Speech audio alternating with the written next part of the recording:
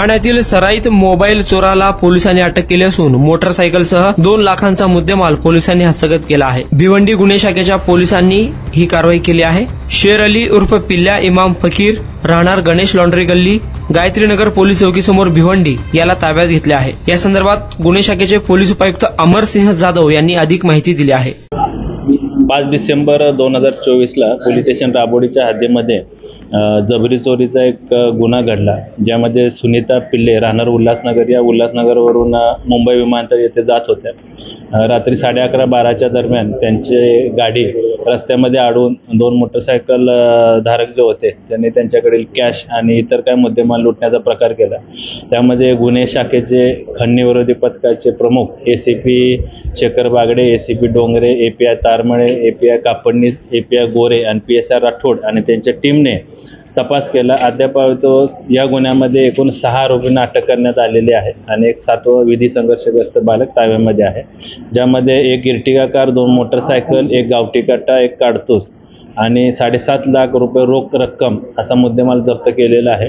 यामध्ये प्रमुख आरोपी प्रेम हरचंदानी याला अटकपूर्व जामीन मंजूर झालेला आहे, ज्याच्यावर आतापर्यंत अनेक गंभीर प्रकारचे गुन्हे दाखल आहेत। त्याचबरोबर या अटक आरोपीमधील जी महिला आहे नीता नावाची, ती या फिर्यादीच्या ओळखीची किंवा परिचित होती। त्या महिलेनं या संपूर्ण प्रकरणाची टीप इतर आरोपींना दिली आणि हा प्रकार घडवून आणला असं प्राथमिक तपासामध्ये निष्पन्न झालेलं आहे।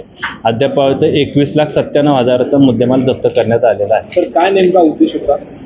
त्याबद्दल तपास सुरू आहे की फिर्यादी या रोख रक्कम आणि दुबईचं जे काही चलन आपल्याला आरोपींकडून जप्त केलेलं आहे ते उल्हासनगरवरून मुंबईला जात होतं विमानतळामध्ये, त्यांचं पुढचं प्लॅनिंग काय होतं आणि काय प्रकार आहे त्याचा तपास आम्ही करत आहोत। त्याबद्दल देश सोडून जाण्याचा कुठेतरी तयारी होते, त्या गोष्टी तपासामध्ये निष्पन्न होतील।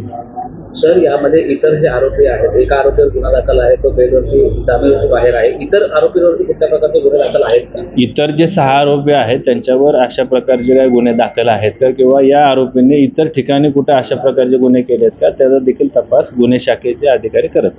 महिला आरोपीचा या संपूर्ण याच्यामध्ये रोल काय होता? नीता नावाची जी अटक महिला आरोपी आहे ती फिर्यादी सुनीता पिल्ले यांच्या ओळखीची किंवा परिचित आहे। तिने या संपूर्ण प्रकरणाची टीप इतर आरोपींना देऊन सदरचा प्रकार घडवून आणल्याचं आतापर्यंत प्राथमिक तपासामध्ये निष्पन्न झालेलं आहे।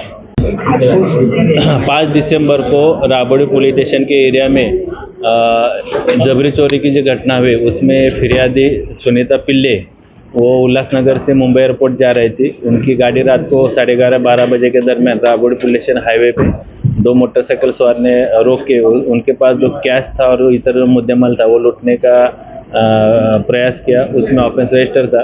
उसमें क्राइम ब्रांच के खंडनी विरोधी पथक के प्रमुख ACP Shekhar Bagde, ACP Taramale, ACP Kapadnis और API राठौड़, PSI राठौड़ और उनकी टीम, उन्होंने इसमें इन्वेस्टिगेशन करके अभी तक 6 आरोपी और एक विधि संघर्ष बालक को ताबे में लिया है। 6 आरोपी अरेस्ट है और एक आरोपी उसको एंटीसिपेटरी बेल हुआ है।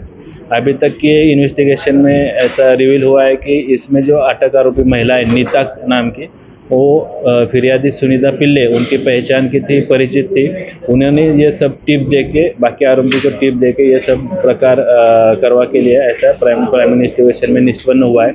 अभी तक 21,67,000 का मुद्देमाल जब्त किया है, जिसमें एक 4 व्हीलर, 2 टू व्हीलर, एक गावठी कट्टा और कैश 7.5 लाख रुपए की रिकवर की है। तो महिला आरोपी और क्या है? आरोपी का बैकग्राउंड क्या था? आरोपी जो प्रेम हरचंदन है उसके अगेंस्ट बहुत से सीरियस ऑफेंस दाखिल है। बाकी आरोपी के अगेंस्ट भी कुछ ऑफेंस रजिस्टर का है, उसका जानकारी हम ले रहे हैं।